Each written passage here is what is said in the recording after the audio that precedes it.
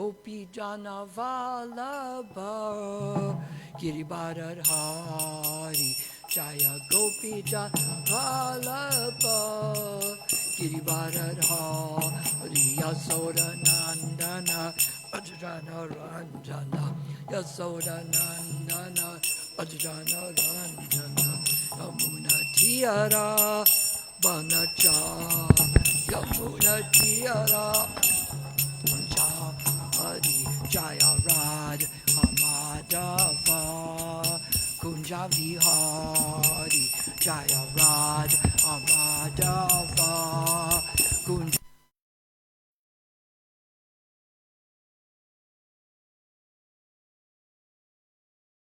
Hari Jaya Gopi Jana Vallabha Giribharadhari Yasoda Nandana Brajajana Ranjana Yasoda Nandana Brajajana Ranjana Yamuna Tiara Banachari Yamuna Tiara Banachari Jaya Raj Amadava Kunja Vihari Jaya Radha Madhava Kunja Vihari Gopi Jana Vallabha Girivardhari Jaya Gopi Jana Vallabha Girivardhari Yasoda Nandana Brajajana Ranjana Yasoda Nandana Brajajana Ranjana Yamuna Tiara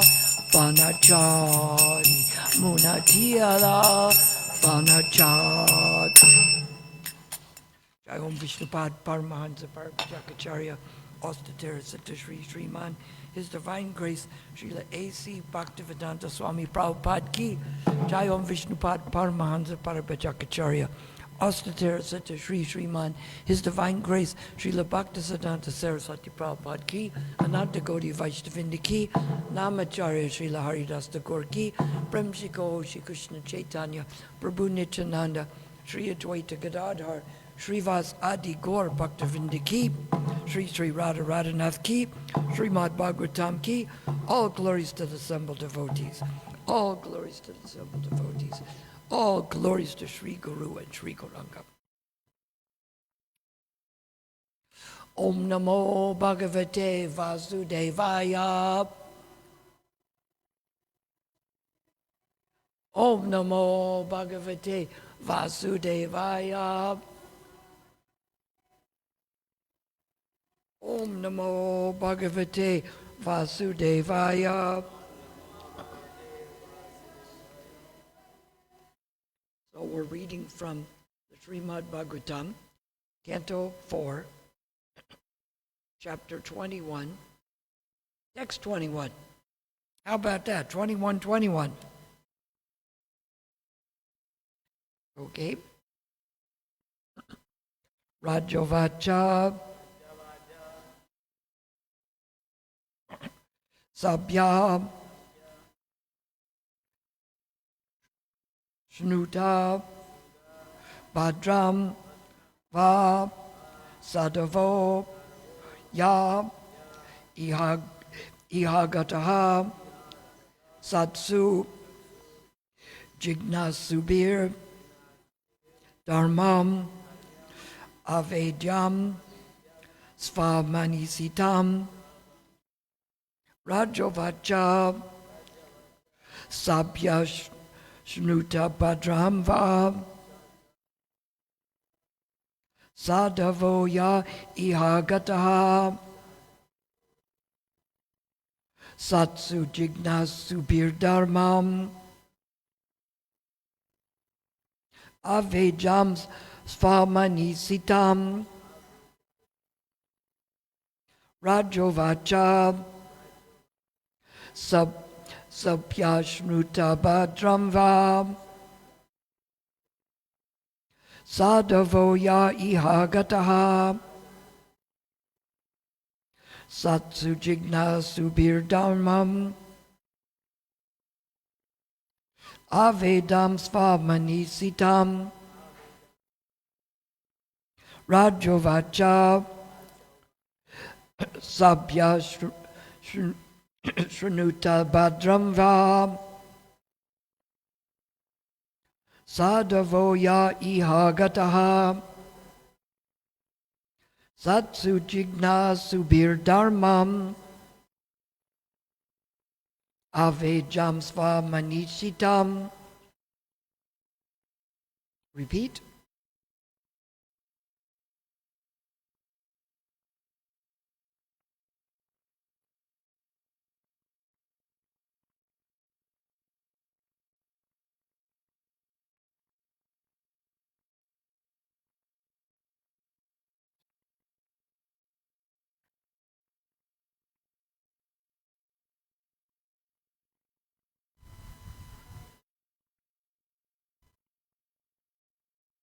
Others, there's no sheet.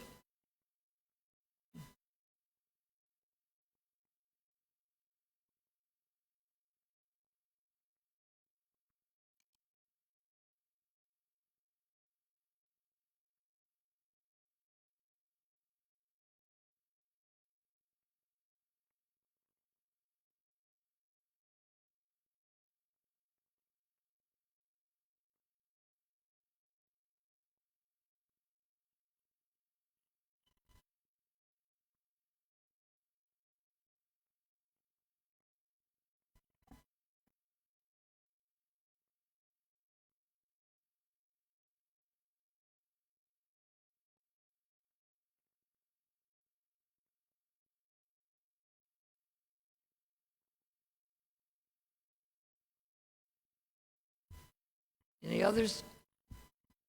Okay. Rajavacha. The king began to speak.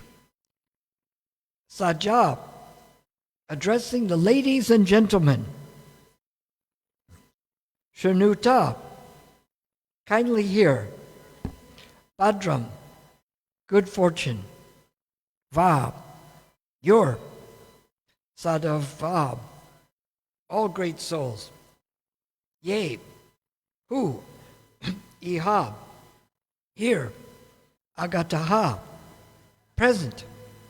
Satsu, unto the noble men. Jignasubi, one who is inquisitive. Dharmam, religious principles. Avejam, must be presented. Svamanisitam, concluded by someone. Translation.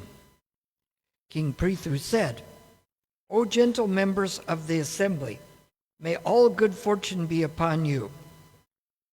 May all of you great souls who have come to attend this meeting kindly hear my prayer attentively. A person who is actually inquisitive must present his decision before an assembly of noble souls. Repeat after me. King Prithu said, O gentle members of the assembly, may all good fortune be unto you. May all of you great souls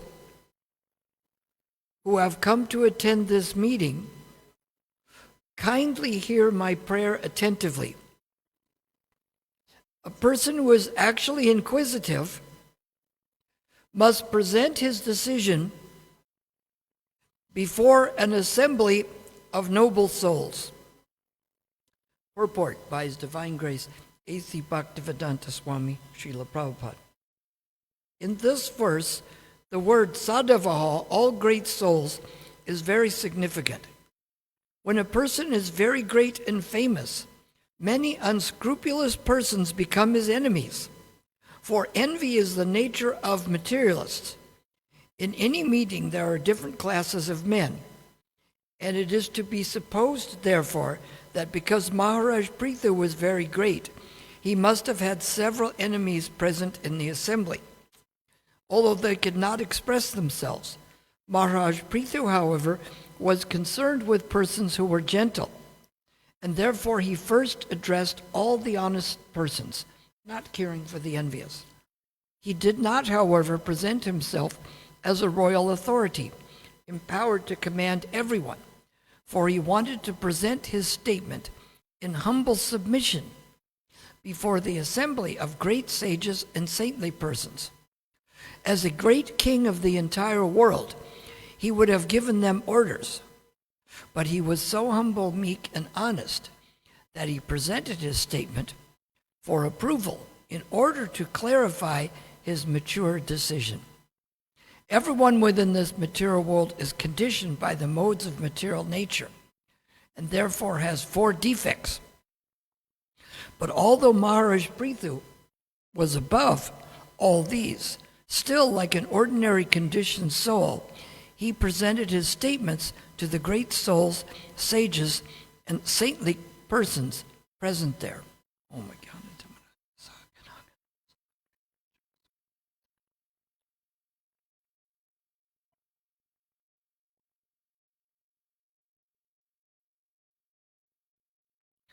So we'll look at a few things from here. First, he is addressing the gentle members of the assembly. They say, why is he saying that? Because just like when we're there, we may find that some people may be interested in Krishna consciousness like books. Other people are antagonistic, and other people just don't have the interest. So we're there for the people who want it. I asked one distributor named Pragosh. He was one of the best big book distributors. There was weeks where he did maybe 800 big books at the airport. That's a lot, isn't it? And he said, I spend 90% of the time with the 10% most likely to buy.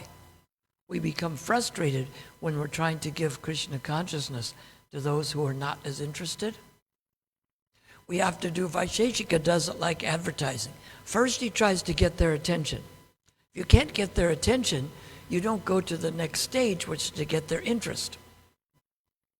Then when you get their interest, you explain a little about it, it creates a desire.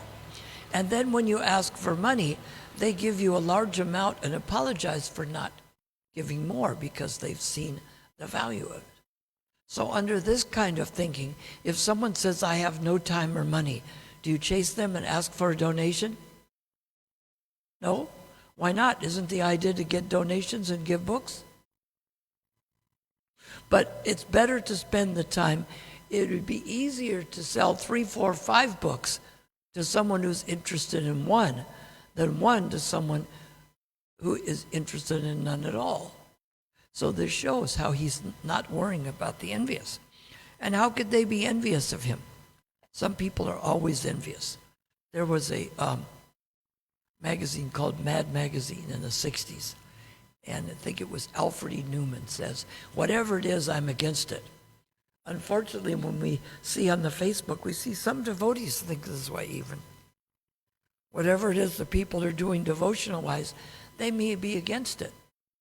And what we have, there's a big difference between envy and thinking that maybe you would do something different. But when you're not envious, if someone is doing something bona fide and they're happy to do it, it's better to let them continue than discourage them. If you always make them feel like they're not doing it correctly. The one person said he doesn't know why his daughter does so poorly in school. I said, maybe you shouldn't keep telling her that she can't do anything right. Is it easy to succeed if your parents or authorities tell you you can't do anything right? Why try, right? I can't do anything right anyway. There's a difference between that and telling someone they just need to try a little harder. So going from here, he is wishing good fortune upon them. We should always be thinking of others' benefit. How does Prabhupada end his letters? What? Well-wisher. He doesn't say your guru and instructor. He doesn't? You're ever well-wisher and wishing you well? Because isn't that the point? It's like Jai Pataka Swami says in the Bhakti Vriksha groups. People want to know how much you care before they care how much you know. That's like I was talking when someone comes the first time, say to a Sunday feast. What if you explain no philosophy to them, but you get to know them a little bit and make them feel like they want to come back next week to meet with you? But you didn't explain any philosophy, but you made a friend out of them, made them want to come back. Now, that wouldn't be as good as if you defeated them in a philosophical argument and proved to them that they were just a rascal. Wouldn't that be better? Which would be better? The second choice? But in the second choice, you've invoked philosophy. Isn't that it?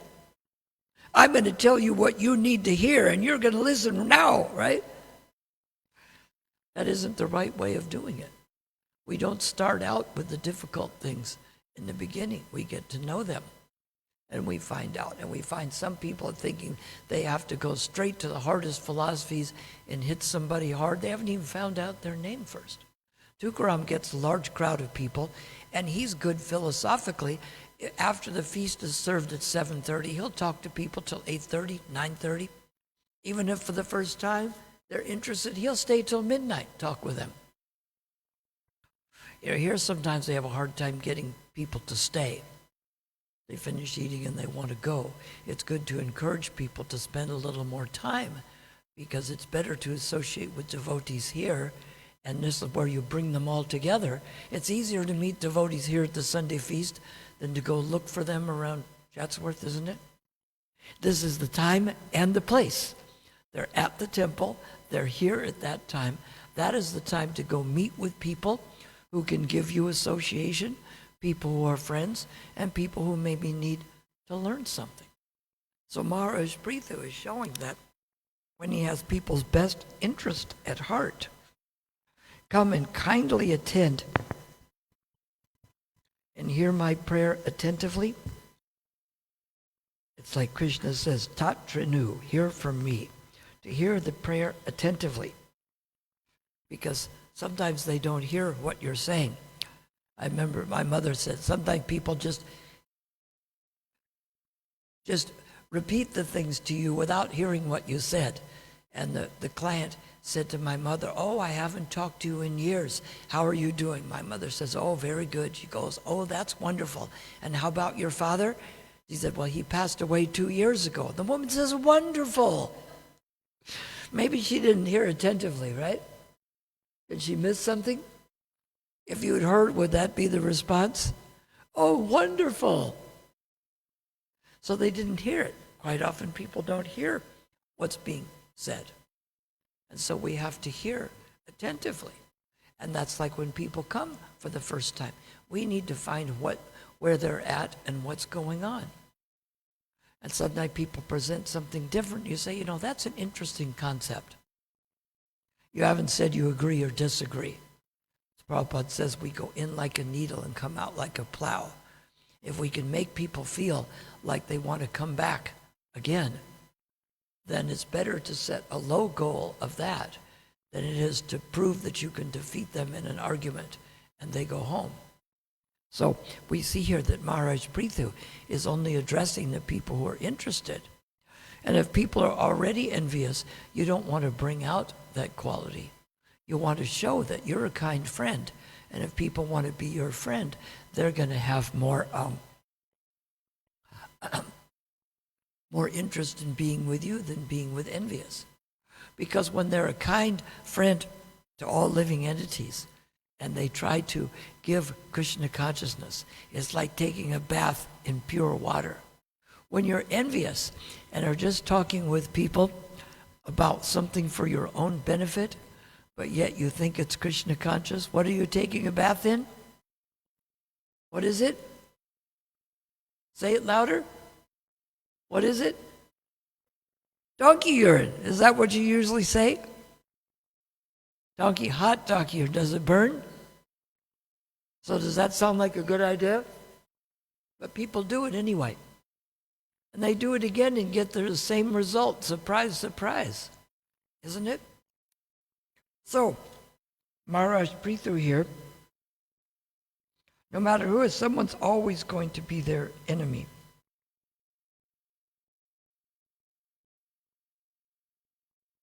So he was concerned with the persons who were interested, and therefore he addressed them, not caring for the envious. Because it's just like if you're talking to 100 people to sell books and you sell 10 or 20, you failed 80 to 90% of the time, and yet you were still a success. And he presented it in a humble submission. It's just like Prabhupada says, especially in collecting, that we make a bold proposal in a humble way. Or was it a humble proposal in a bold way? We'll try them both and see how they work. I need 100 rand from you and I need it now. Go get it, quickly. I say, you know what? We're going to build a new hall downstairs and we really need 100 million rand. But if I can get 10% from you, don't worry, I'll get the other 90% somewhere else. Now, which one was more insulting? Second one? It was why?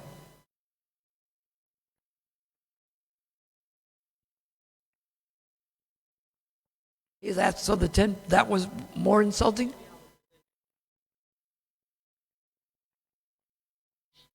But the proposal is easier to digest. But maybe I'm not asking a millionaire. Maybe I'm just asking. Yes, that's the other thing. Depends who you're asking. You need to qualify the people first. You need to see, just like with the books, if there's interest. But with the point we're making, say you're talking to someone who can give that fairly comfortably, fairly uncomfortably. They're not a multimillionaire. The big amount was presented in an easier way, and the small amount say, well, you have to pay 100 rand, and you only have to pay 10,000. You made the bigger amount sound smaller. Of course, if it's someone that has more, then maybe you say that. But the point we're making is that if you make the proposal easily, it's better than trying to make it bold. You do it in a humble way. If you find the person who's insulted that you're only asking for 10 million rand, then of course you ask for more. But you have to see what that person, where they're at first. It's just like when someone goes to sell a house, they qualify them to see what they can afford. Because you don't show them a house that's in a range they can't afford and they can't qualify for a loan, then they apply for that and they don't get the house. Now they don't want something else. They won't buy it because they found the home they wanted, but they can't afford it. So you need to find out what their condition is. Same thing with people coming to a temple.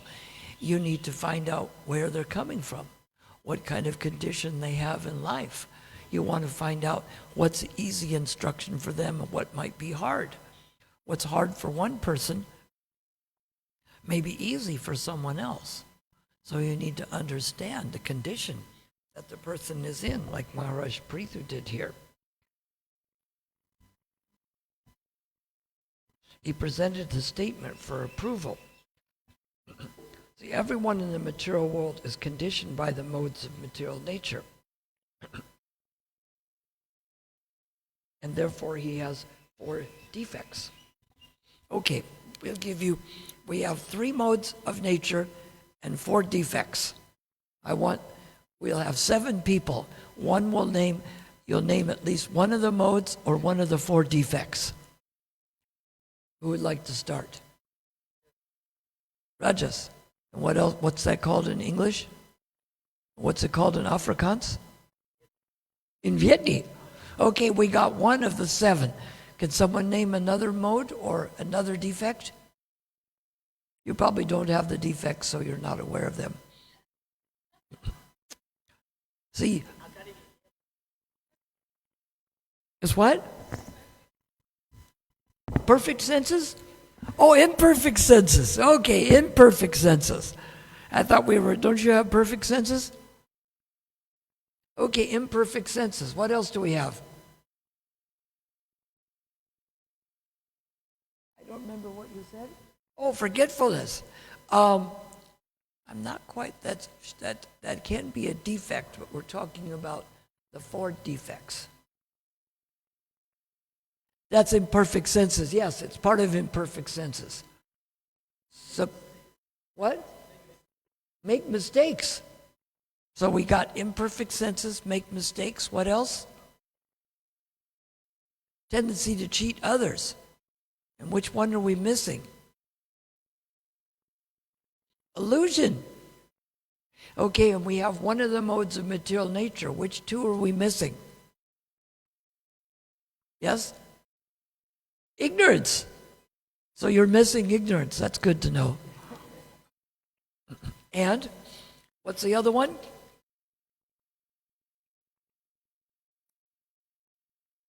What's the third one?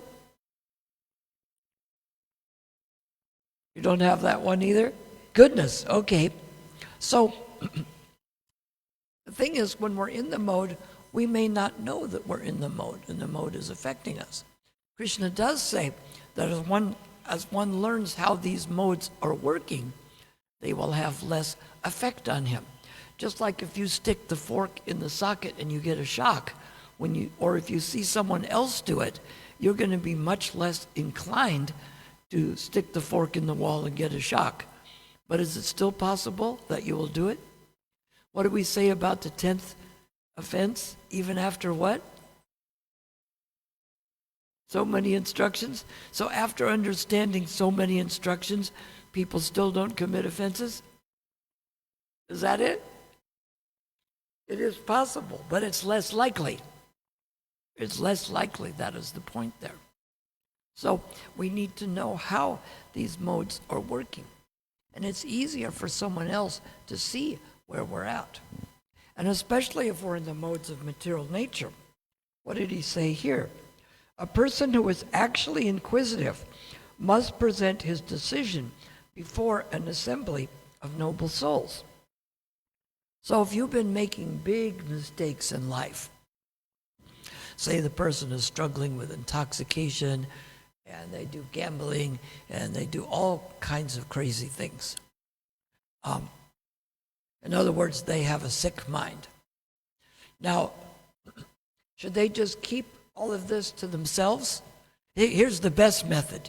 You use the sick mind to consult the sick mind about the sick mind, and then you get clarity, right? Does that sound like it will work? But yet, do people in that condition, usually is that what they do? Do they get clarity about what their action should be? But they've used the sick mind to consult the sick mind about the sick mind. Why do they not get clarity? Why is it? Because it's craziness. Lazy and crazy. And they're not looking at it. So it's good to know the condition of these modes so they don't affect us. And it's always good to run something by somebody else. It's just like if someone tells you you need to do something. First, you can step aside and you take a step back and you think about what they're saying. And then you analyze it. And if you're not sure, you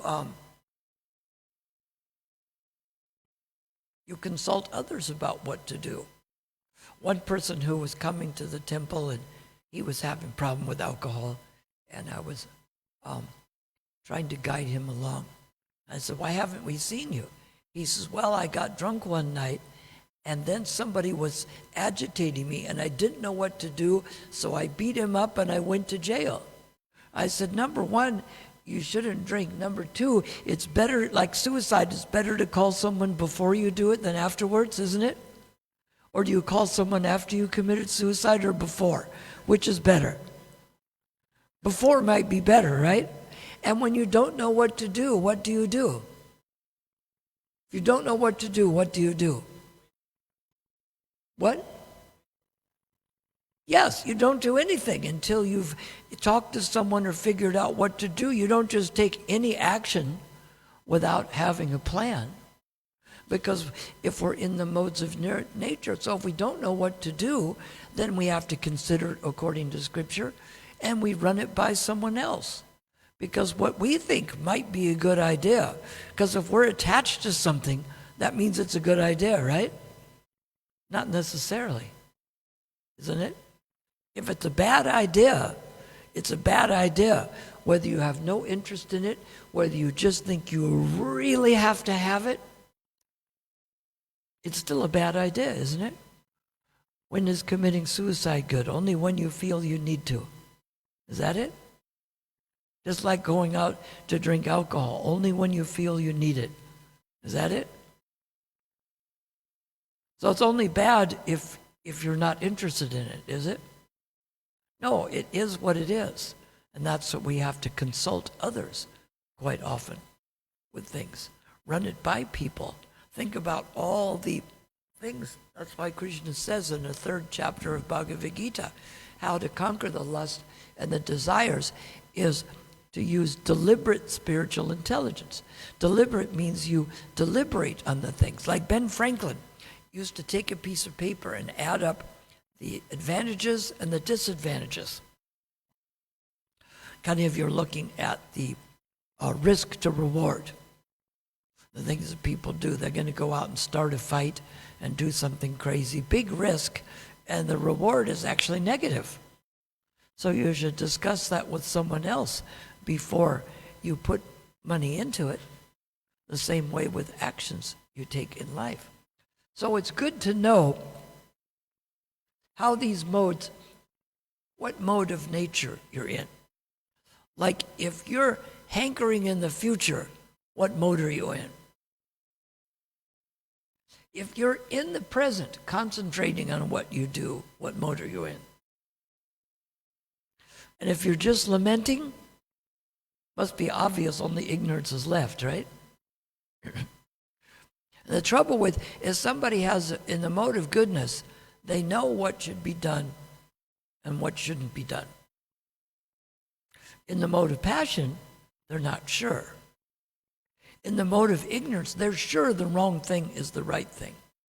So which of those people, of those three, are sure about the course of action they should take? Which ones?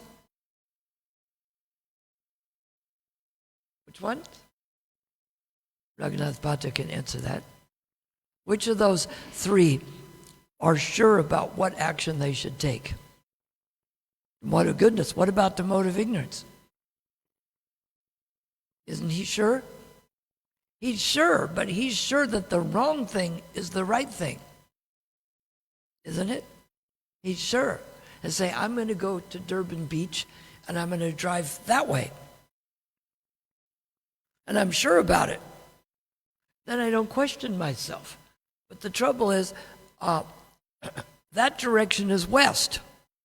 And can you get to the ocean going west? You can, but you have to go all the way through Namibia. If you're going east, it's just down past the Higginson Highway. But if I don't know, I might stop and ask someone or look at GPS. But if I'm sure that that way is east, the more I endeavor, the farther I get away from my goal. So that's the trouble. Those people are sure about it, just like the mode of goodness, but they're sure about the wrong thing. And what about food that involves killing? What mode is that in? Ignorance? What about a determination that's unbreakable? Goodness, what about one that never goes beyond dreaming?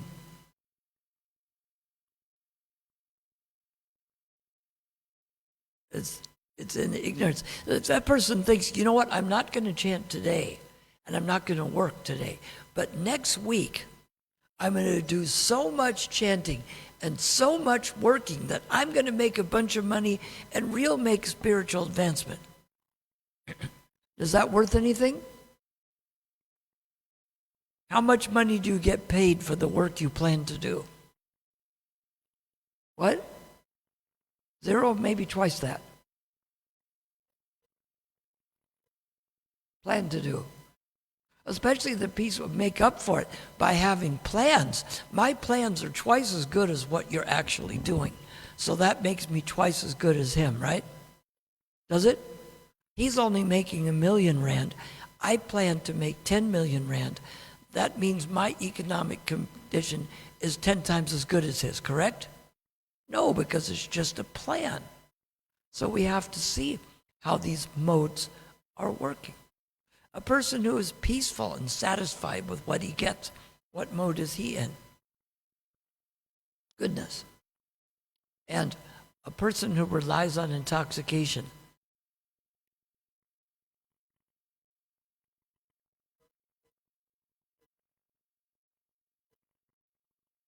yes, of course.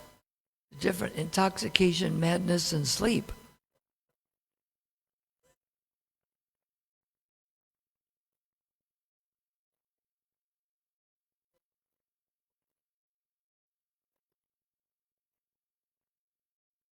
What we're saying here is that dry stool isn't as bad as wet stool. That may be true, but you still end up in something stinky. But you're in a bad state where the best choice you can make is to get intoxicated instead of killing yourself. And the trouble is, when you get intoxicated, is that a guarantee that you won't feel suicidal still? Is there a guarantee that you won't feel suicidal still or again?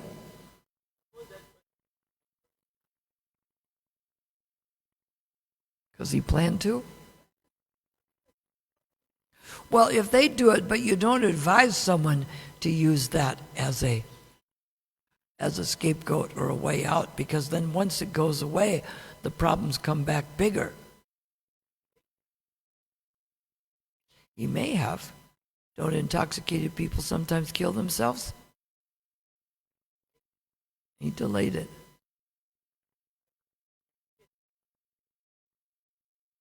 Oh, it's a difficult choice. But you don't want to make someone feel so bad about what they're doing that they do commit suicide. That is a good point. You have to see where the person is at and see what kind of progress that they can make. And again, it goes back to showing that you can be a friend. If somebody's already despondent, you don't want to tell them how stupid they really are. Even if they are, you don't want to make them feel worse about it. You're saying, oh, I don't know what to do. I don't know whether to get drunk or kill myself. I say, well, gosh, if I was like you, I'd just kill myself.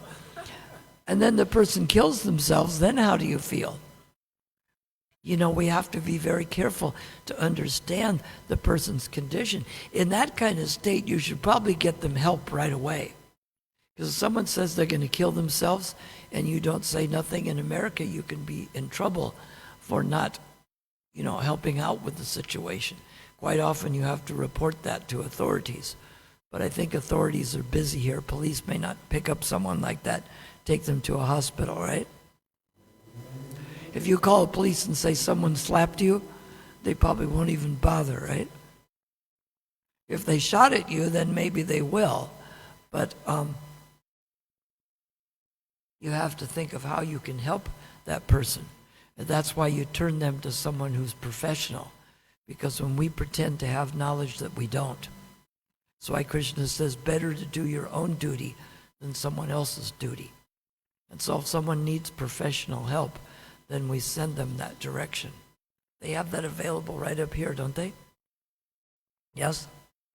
Sometimes they may need that. It may be beyond our expertise.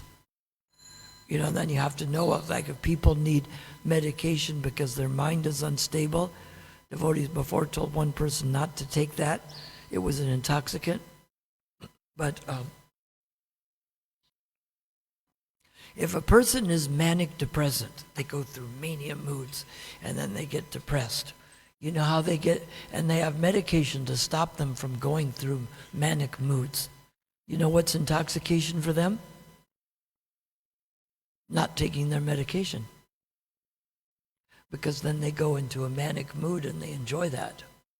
So for them, getting intoxicated is not taking the medication. For someone else, taking a medication. Now that doesn't mean if it's a blood pressure medication or an antacid or something that's intoxication. Not every pill is intoxication. So we have to understand before we give people advice that's outside of our field of expertise. But again, here with it always helps to present this in front of others, like Maharaj Prithu is suggesting. If people are doing crazy, getting crazy results, you must be doing crazy things, right? Like the corny saying, it goes, I reveal the way I feel by the things I say and do. If you don't feel very well, something's wrong, right? And if you're saying things that are destructive, it says by changing the things I say and do, I can change my feelings too. But maybe this person is confused. So they need to consult someone about what do I do next. Because if the choices, I think of my son's wife says to their children, now be sure to make good choices. Because when you make a bad choice, you get the consequence, right? I thought it might be a good choice to put my hand in the fire. It's not a good choice. So if their choices have got them in trouble, they need to consult somebody else before they make the next move. If their choices are getting them in all kinds of trouble, they need to ask someone else, I'm in trouble now. What do I do? You don't want to be like the woman at the country club that my grandmother told me about. She was choking on a piece of meat, and she didn't want to embarrass herself, so she just died. So that tells me two things. Number one, don't eat meat. Number two, if something's killing me, tell somebody else before it kills me. If your things that you're doing in life have gotten you in trouble, then you should consult someone else. You may pick someone special. It may be better, just like in the places in Chowpatty, they get large congregation. They ask if anybody's there for the first time. And someone says yes, and where are they from? If they're from Newlands, someone from Newlands goes over and says, I'll be your temporary counselor. If they're from Unit 911, then someone from there goes. If they're from Merebank, someone from there goes. If they say they're from Nambia, you say they must be confused because there is no Nambia. Even though President Trump talked about Nambia, that doesn't make one there, right? Can you identify Nambia on the map? No? You sure? What if I bought property there? What if I have a deed to property in Nambia? What's that worth? Even if it's a big piece of property? What? But he got a deed to property in Nambia. What's the problem with that? There's no such place. That's what happened to some people. They were from the Midwest, and they bought some land in Newport Beach, and they came and found out the land was underwater. So they sued, and they only got half their money back, but they got to retain the land. Later on, they dredged that land, and it became the harbor island in Newport Beach, and it became the most valuable land in the whole county because it's actually in the harbor.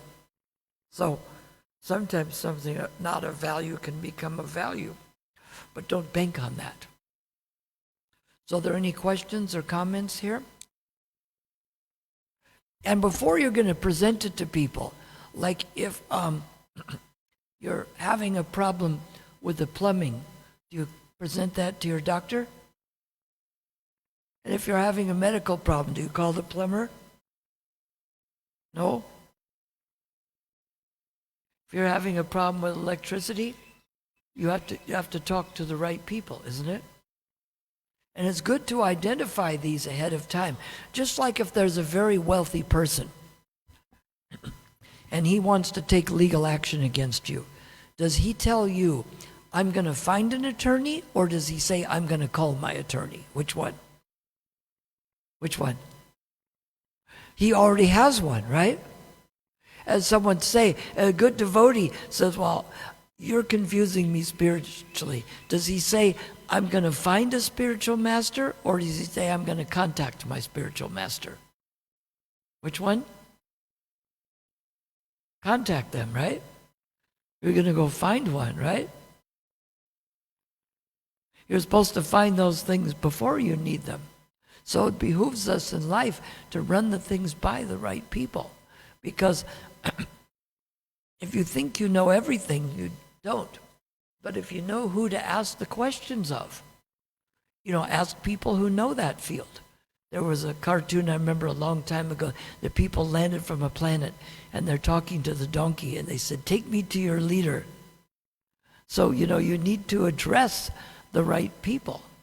And so it behooves us to find people that we can trust and run things by them before we take action that we're not sure what the result is. We should have considered it well so that we know what the result is. It's just like some people say, Krishna says, you can do what you want. But he says, deliberate fully and then do what you want. Deliberate means you go over the things and you come to a decision as to what is the best course of action. You just don't get in the car and drive. You get out a map, you ask the GPS, you ask people, and you find out how to get to somewhere.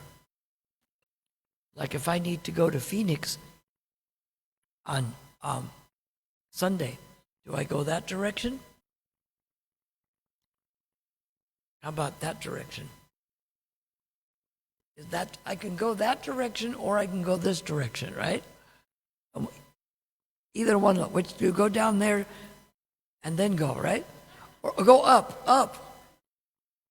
Or I know how to get to Phoenix. I go to the airport, I fly to Johannesburg, I fly from there to Los Angeles, and in Los Angeles at the airport, I rent a car, I drive down Century Boulevard, I go up the 405 freeway to the 10 freeway, and then I drive 600 kilometers, and I'm in Phoenix, Arizona. That's how I get to Phoenix. Is that how I get to Phoenix? Yes. It is. Yes. But maybe I better find out that that's not the one I'm giving the class at. What if I do that and find, oh no, you're supposed to be in Phoenix, Durban. Yes.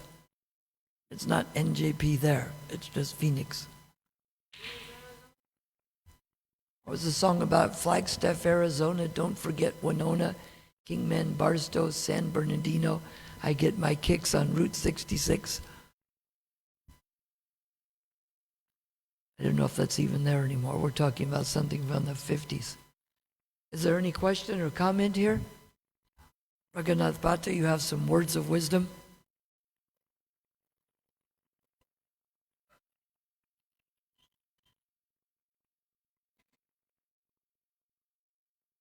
What was the point?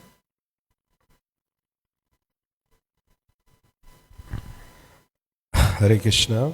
I was just thinking the point that you're making about, beyond your expertise, when you try to advise people. Yes. And you don't have expertise in that particular area. And even Prabhupada did that. He, like once in Mumbai, there was one person who had a problem with the mind, one devotee. And the father wanted to send her for professional help. And the devotees were not sure what to do, but when they consulted Prabhupada said, yes, you should send the person for some professional help. And he spoke about the mind is just a material element, just like any other part of the body. And then the person went and got some treatment and came back and was performing devotional service favorably and nicely. So yes, I appreciated that point there, beyond your expertise. And sometimes people think that the spiritual master has answers for everything, all the problems, and it's not really in that sense true, because if you're sick, then you need to go to a doctor, to somebody who has that expertise. I thought the spiritual master is like the fairy godmother, that they just wave a wand and fix it. Is that it? Some people, we never did that with Prabhupada, but some people go, I'm having trouble with my job, and my child won't do this, and my wife won't do this, and I want you to fix it all. Well, here comes the fairy godmother. She waves her magic wand and fixes it all. Is that the Guru? No. No? No. It isn't in the lines. One of those lines about the spiritual master isn't, and he's the fairy godmother who fixes all your material problems and makes it all right in this material world. Well, the other point that I was thinking was important was you said consultation is important. Yes. And I was thinking that's the real association. Because physically you can associate with people, but when you reveal your mind, that is the real association. Yes. You want people to feel like they can reveal your mind. You don't tell everybody else or put it on Facebook and change the facts just a little bit. Changing the facts just a little bit can change everything, right? So you don't do that. You let the person know that if they tell you something that you won't tell anyone else, you'll only put it on Facebook and you'll change the facts to make it look worse, right? No, that's not what you do. You keep it in confidence. And sometimes the people too, they don't even need an answer. They just need for someone to understand what position they're in. Correct, yes. And the other point about goodness you made, what is to be done? Well, the person is still under the modes. And the problem with the mode of goodness is that the person can become content. Mm-hmm. You know? Because actually Krishna consciousness starts above that, really. Yes. So the person become content and can be still under the modes.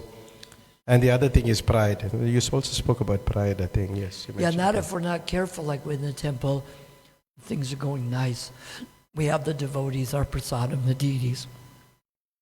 And we're not concerned then to bring new people or help people who need help because I'm content. I got what I need. I'm fine. Yeah. I don't need to talk to anybody else or encourage anybody new or distribute any books. I'm content. Now, of course, it's better than being not content, but then it doesn't mean you're satisfied with just that. It's just like the people who get money from the government. Sometimes that's the biggest enemy because instead of to get a job to make more money, they settle for a smaller amount. Quite often that destroys the impetus of people to go and work because they get an amount, but it's not really very much. But they're content with that instead of motivating themselves to do something. So we want to be content, but we also want to motivate ourselves to do more because we're not just trying to get that peaceful, easy feeling. We're trying to do devotional service. We'll do devotional service unless it's inconvenient, right? Is that it? Unless it's difficult, inconvenient, or it's not what I want to do or plan to do? Is that what Rupa Goswami lists? He says we do devotional service except under these conditions and except for these things. We have a list of, I will surrender to you, Krishna, but I have a list of covenants, conditions, excuses, and excuses. Is that it?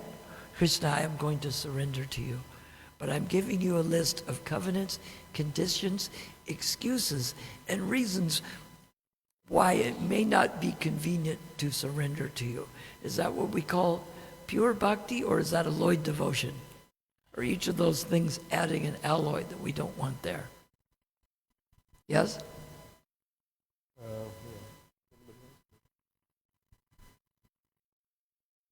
Yes? The other thing you're talking about plumbers, What? Plumber. Yes. I read once, plumbers don't die, they go down the drain. Oh! They go down the drain.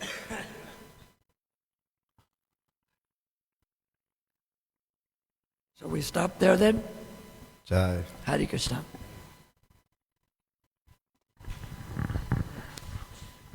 Ouch. Plumbers don't die, they go down the drain.